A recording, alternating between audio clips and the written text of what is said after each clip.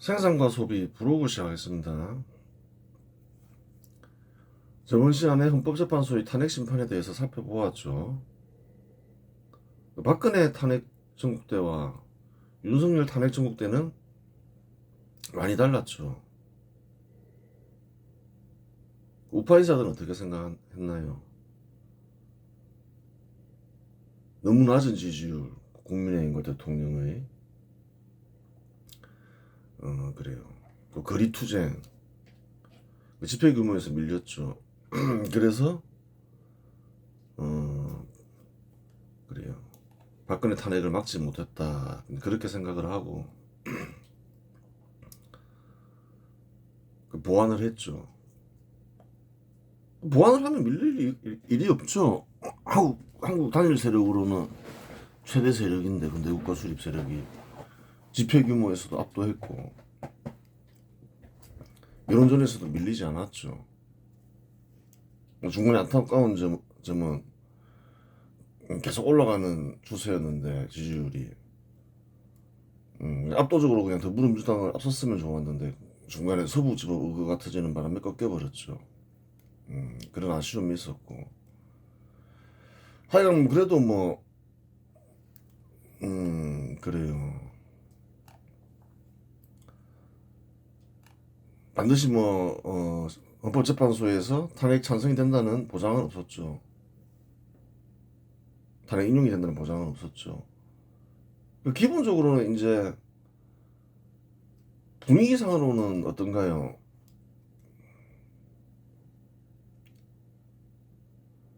어차피 인기 투표를 하는 건 아니잖아요. 또 여론조사는 또 여론이라 국민들이 실제 여론도 아닌 거고. 그래요. 그 윤석열 행동을 나쁘게 보면 권력투쟁이죠. 긍정적으로 보면 국정정상하고. 권력투쟁에 시시비비가 있는 건 아니잖아요.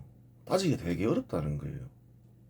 또 그 원인 제공이 윤석열이 돌발적으로 했다고는 하지만 원인 제공은 국헌문란을 한 더불어민주당이 있었고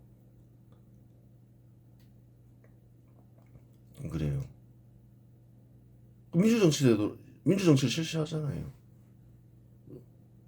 민주정치를 중시하면 사실은 이런 상황에서 대통령 탄핵을 하면 안 되죠. 그래요. 정당하게 선거에서 당선된 사람이라는 거, 윤석열은.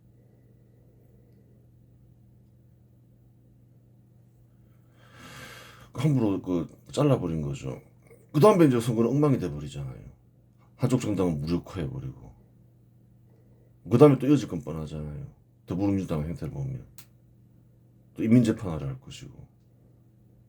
그 민주정치가 크게 훼손되는 거죠.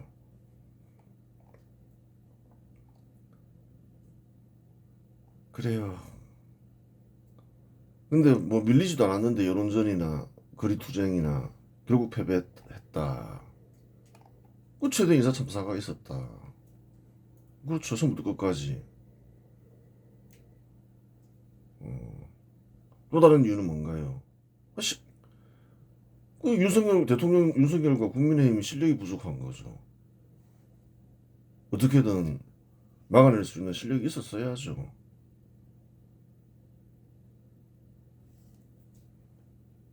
로비를 하든 어떻게 하든 투쟁을 하든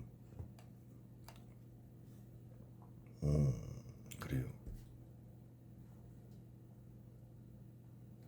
하지만 좌절하고 있을 틈이 없었다. 그렇죠. 근데 우파 인사들은 좌절할 틈이 없었죠. 헌법에 따를 경우 대통령이 탄핵되면 60일 이내에 선거를 치러야 했다. 그리하여 2025년 6월 3일 대통령 선거일로 결정되었다. 6월 3일이 결정되었죠. 헌법에 따라서. 대통령 후보 경선에서 이재명이 89.77%를 득표하여 이재명이 대통령 후보가 되었다. 더불어민주당에서 그랬죠.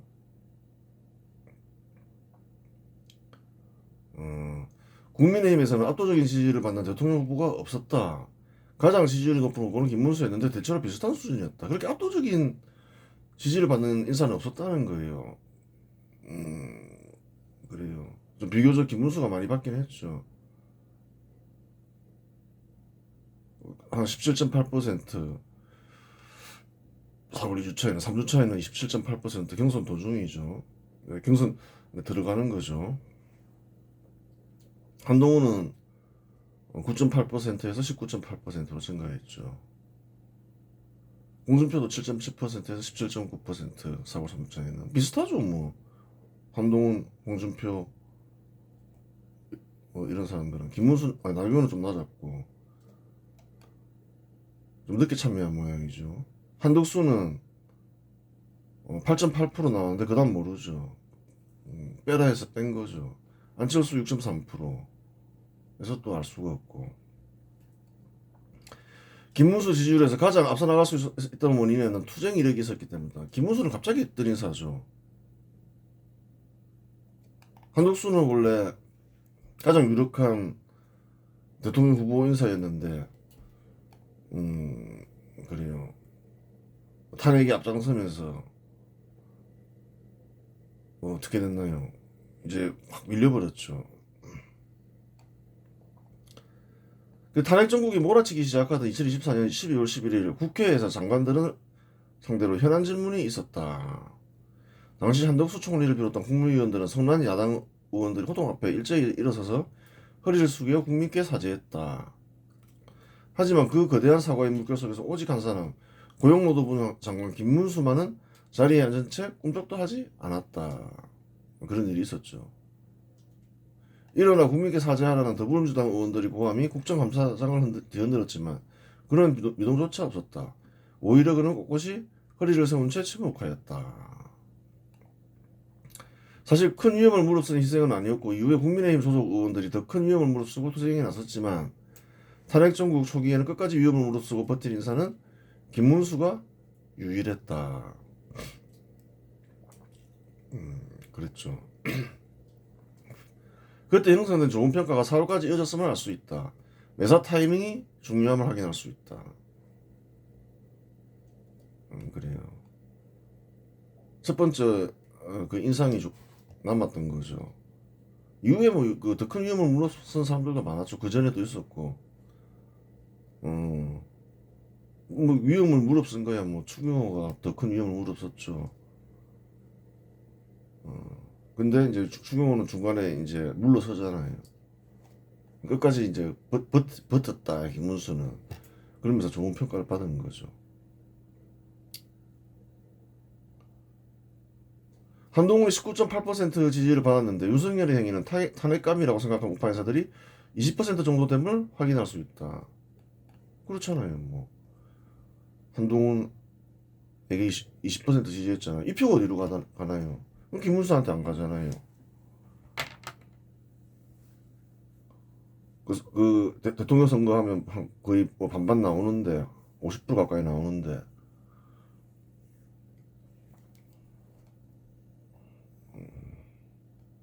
그래요. 우파 인사라고 다 같은 생각을 하는 것은 아니다. 다 같은 생각을 하지 않겠죠. 20%는 어떤가요? 아, 윤석열 행위는 탄핵감이야.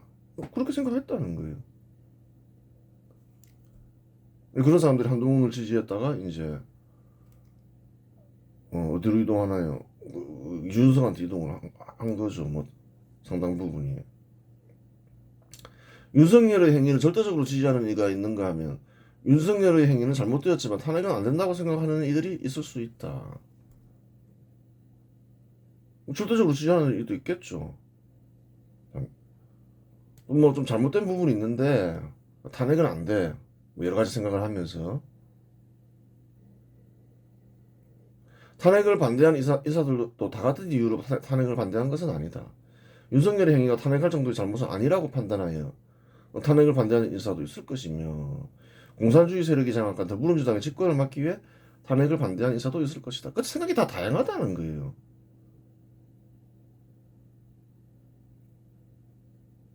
윤석열을 동정하여 탄핵을 반대하는 인사도 있을 수 있다.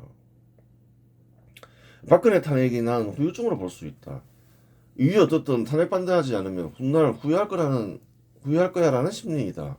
묻지마 탄핵 반대 세력이다. 또 뭐 박근혜 탄핵 때 난 후유증일 수도 있죠. 아 그때 아이씨 조중동 말 믿고 말이야. 탄핵 찬성하거나 지지를 철회했는데 속았어. 일단 막아야 돼. 지금 당장 뭐 진상을 알 수 없어.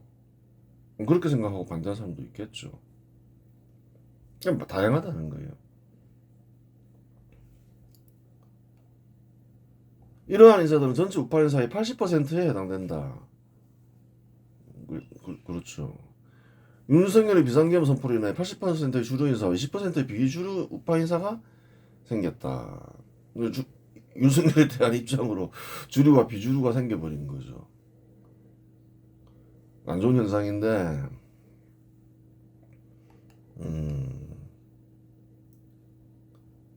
그래요. 어쩔 수가 없는 거예요.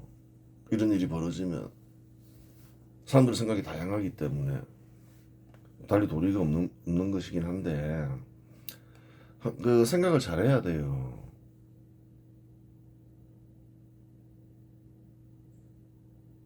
이런 생각 저런 생각 생겼는데 누가 책임이 제일 크나요? 윤석열이 책임을 피할 수가 없는 거죠. 윤석열 역시. 또 윤석열을 내세운 사람이 누구냐는 거예요. 국민의힘이라는 거예요. 다른 사람 내세우면 그때 우파 인사들이 다른 사람한테 투표 안 하냐는 거예요.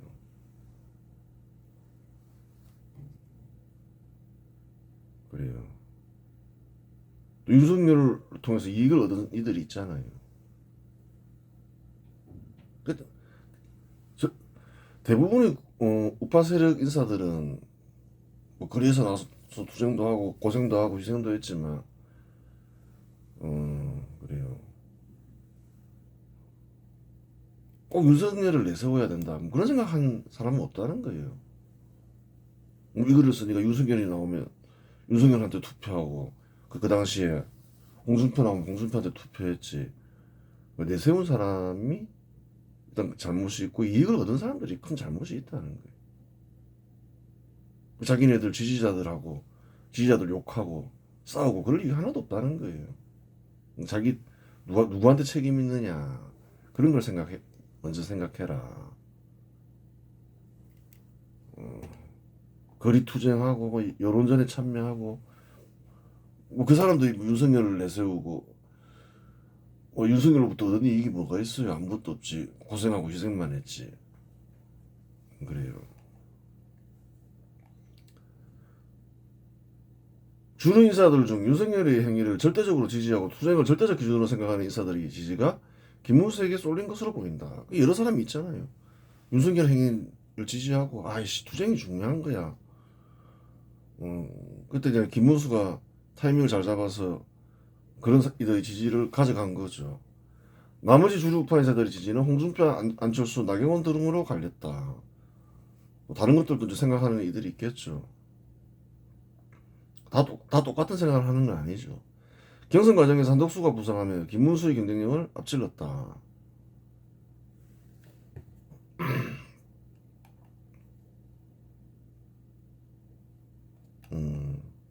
주류 비주류가 생긴 데에는 일단은 윤석열의 비상계엄 선포도 있지만 그 한동훈의 잘못도 크죠. 잘못이 큰 거예요. 당론으로 탄핵 반대를 결정했으면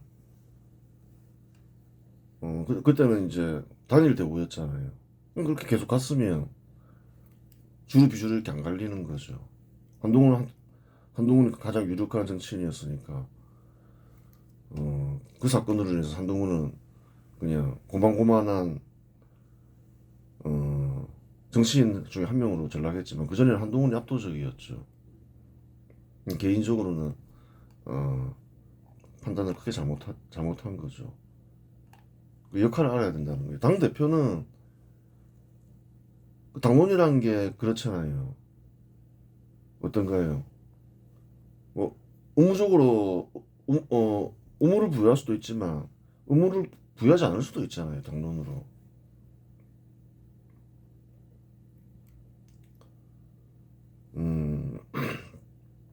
그 의무를 부여하지 않으면 당원들은 뭐 별로 중요하게 생각하지 않고 자기 소신대로 할 수 있죠. 뭐 일반 의원들은, 일반 당원들은.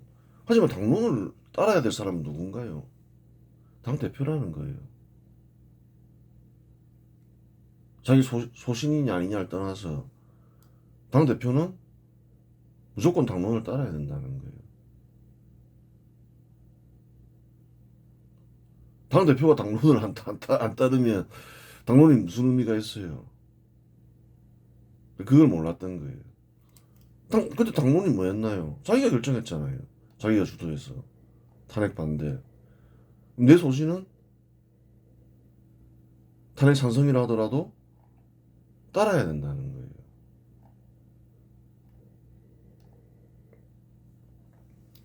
딴 사람은 소신껏 하더라도. 그래요.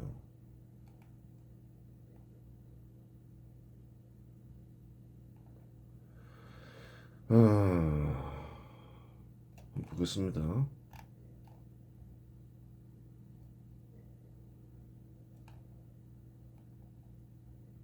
김문수는 이제 김문수한테 쏠렸다.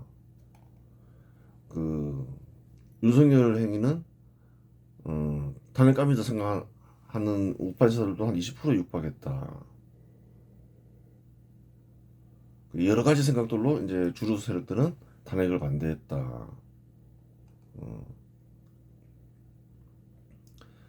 경선 과정에서 한덕수가 부상하며 김문수의 경쟁력을 앞질렀다. 돌발적인 일이 일어났다는 거예요.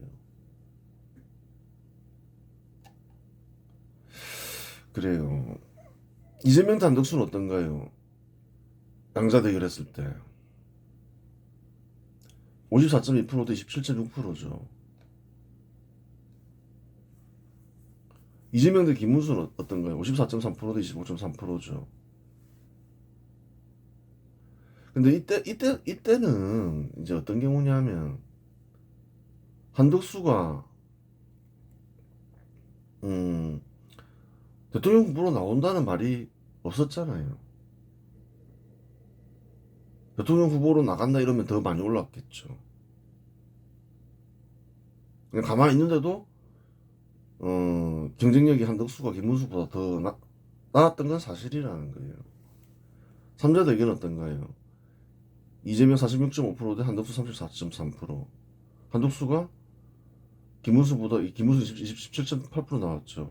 7% 이상 높아버리죠. 그래요. 한덕수와 김문수의 개인적인 이런 장단점이 있으나 우열을 가리기 어렵다. 한덕수 역시 헌법재판관 임명을 거부하며 투쟁한 이력이 있다. 어떤 이력을 보면 한덕수는 주로 이제 국무총리 이런 걸 여러 번 맡고 엘리트 관료 출신이죠. 김문수는 국회의원 여러 번 하고 경기도지사도 맡고 또 일장일단이 있죠. 어느 게 더 낫다. 그렇게 얘기하기는 어렵죠.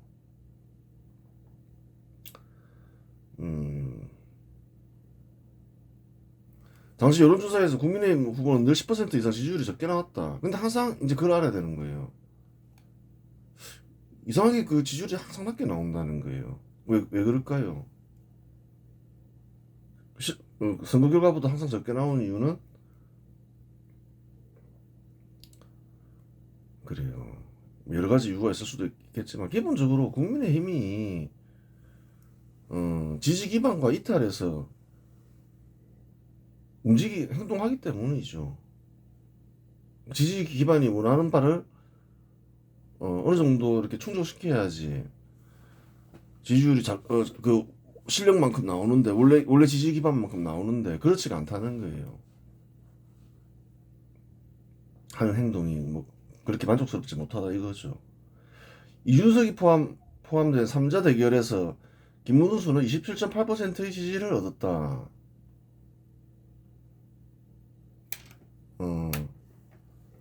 27.8% 얻었죠. 대통령 선거에서 41.15%를 득표했으니 여론조사에서 13.35%가 덜 나왔다. 사실인가요? 아닌가요? 놀라웠잖아요. 불과 한 달 반 정도밖에 안 남았는데 그 사이에 막 그 지지율이 바뀌는 건 아니라는 거예요. 근데 실제 지지율보다 적게 나오더라. 13.35%는 어차피 국민의힘 후보가 얻을 표현이 한덕수 지지율에 더할 수 있다. 그러면 한덕수가 얻을 수 있는 득표율은 47.65%이니 이재명과 박빙이다. 23.35%는 뭔가요? 김문수에게 지지한 표는 그냥 국민의힘을 어차피 국민의힘 후보를 지지할 표인 거죠. 그럼 한덕수한테 더 할 수 있잖아요. 한덕수는 47.65%를 얻는다는 거예요. 이재명은 46.5%잖아요. 박빙이 나오는 거죠. 미국 대통령 트럼프의 관세 정책으로 인하여 대미외교가 중요한 시점에서 친미파이자 영어를 잘하는 한덕수를 한국 국민들은 김문수보다 더 선호했다.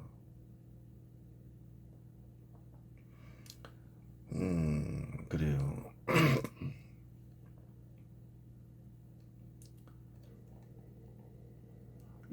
2025년 4월 8일 트럼프 대통령 한덕수에게 당신의 영어는 정말 아름답다 또는 훌륭한 영어라고 언급하며 감탄하는 것으로 알려졌다. 유어 잉글리시 뷰티풀이라고 했다 하죠. 한국인들은 영어를 잘하면 일단 유능한 인사로 판단한다. 이제 대미 관계가 중요해지는 시점이었죠. 관세를 크게 올린다 하고. 한덕수는 친미 인사이고 또 트럼프가 굉장히 우호적으로 봤죠. 그래요. 이러면 또 누가 붙나요? 껍데기 세력 인사들이 붙는다는 거예요. 그러니까 이제 한덕수가 김문수보다 높게 나오는 거죠. 껍데기 세력이 한 7%는 더 붙는 거죠. 아직 대통령 후보로 나서겠다 이렇게 얘기하기도 전에.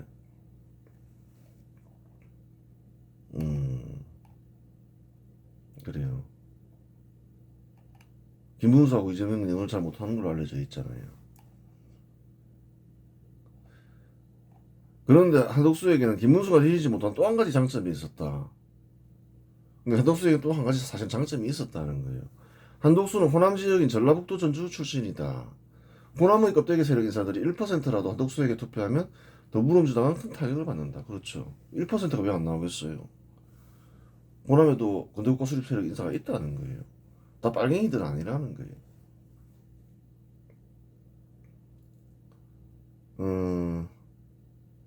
근데 1%라도 한독수에게 움직이면 어떻게 되나요? 그 한편 1%는 더불어민주당 표라는 거예요. 1%가 감소하고 1%가 붙으면 2% 차이라는 거예요. 큰 거라는 거예요.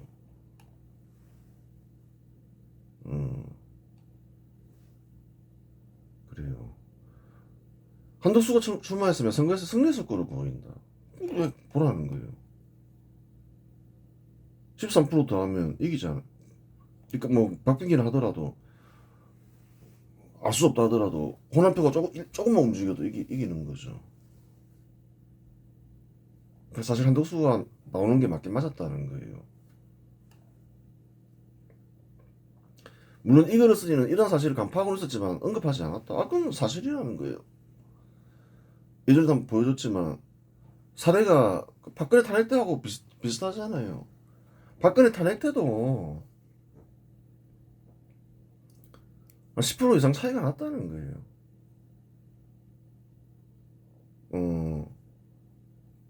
그래요.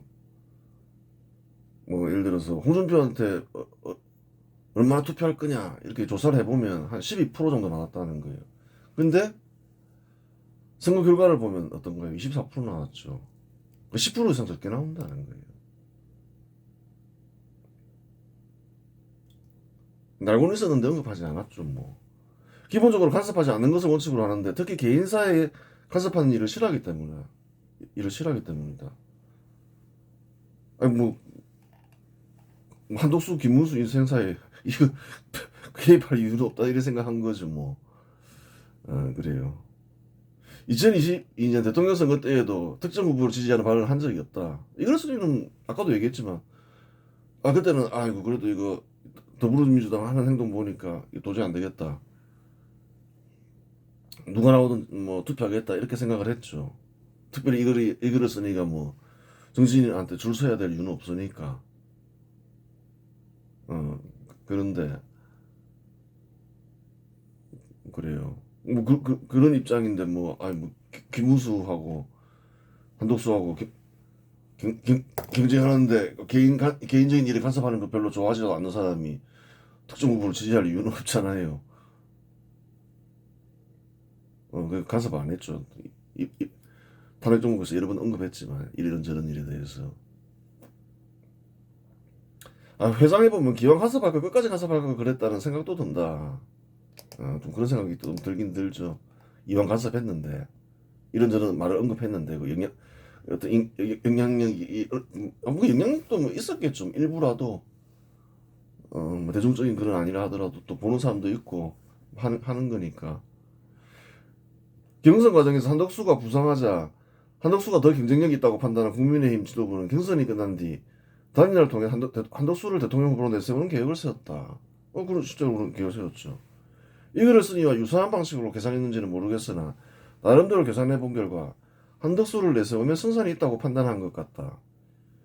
김문수 역시 경선 도중 단일화에 찬성했다.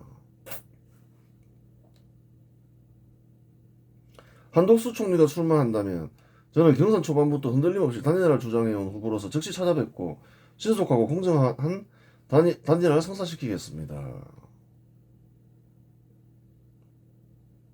그래요. 경선 도중에 한덕수가 부상하니까 이제 그 김문수가 반드시 단일화 하겠다 신속하게 그렇게 얘기했죠. 대통령 후보가 된 김문수는 단일화에 미적됐고 법정 소송으로 이어졌다. 5월 8일 국민의힘 비상대책위원회는 긴급회의를 열어 경선 과정에서 김문수 후보가 약속한 단일화 의무를 해태하고 당의 본선 승리를 위태롭게 하고 있다는 명분으로 김문수의 대선 후보 자격 취소를 의결했다.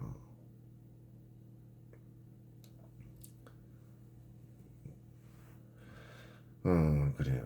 지도부는 즉시 한덕수 전 총리를 비상대책위원회 지명 후보로 내세워 본선 등록을 시도했다. 김문수 후보는 즉각 반발하며 서울 남부지방법원에 대통령 후보 자격 취소 결정의 효력 정지 가처분 신청을 냈다. 최종적으로 소송에서 승리한 김문수는 대통령 후보로 확정되었다. 그렇죠. 결국 이 사건의 책임자는 국민의힘 지도부일 수밖에 없다. 정치인의 권력욕을 제어할 수 있다는 생각은 오산이다. 아무리 경선이 끝난 후 유력한 인사로 대통령 후보 교체를 시도한 사례는 있었지만 그러한 사례는 항상 실패했다. 2002년 정몽준 사례와 2012년 안철수 사례가 대표적인 사례이다. 한덕수를 염두에 두었다면 경선 전에 내세워야 했다. 그렇죠 뭐. 정치 사례를 보라는 거예요. 경선 끝난 뒤에 성공한 사례가 있는지 내세우려면 경선 전에 내세워야죠. 하여간 이 시기 국민의힘은 비상계엄 선포 때부터 탄핵소추 의결, 탄핵심판, 대통령 후보 경선까지 한 가지라도 제대로 한 것이 없었고 의사결정 과정은 구멍가게와 다를 바 없었다.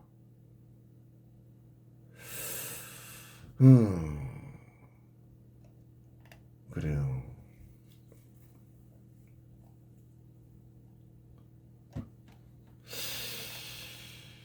항상 생각을 해야 되는 거예요. 매사에 최선을 다해야 된다. 잘 판단해서. 그래요. 달라지는 건 없다는 거예요. 최선을 하건 안 하건. 뭐 어떤 결과가 졌을 때.